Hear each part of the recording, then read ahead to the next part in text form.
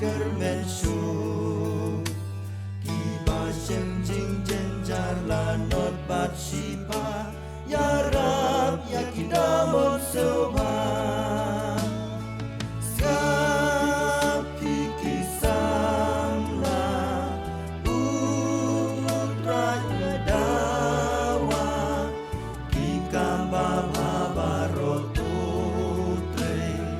Kane kalong jingkot ule Men pan men sip pan pen hide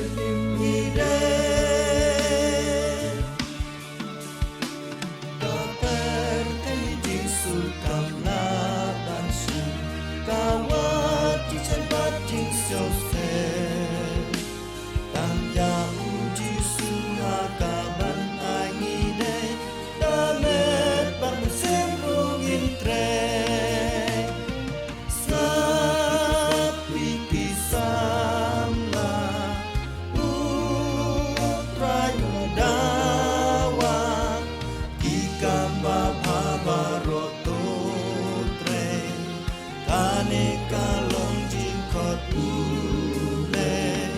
Met pat men sim pan penin ngide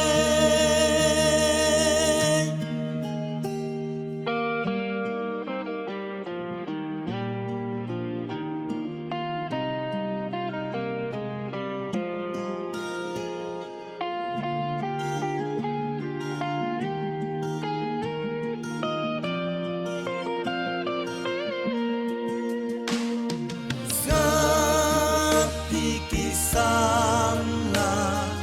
Putra dawa Ikamba babaroto tre Kane kalong jingkot ule Met pan men sim pan penin ngide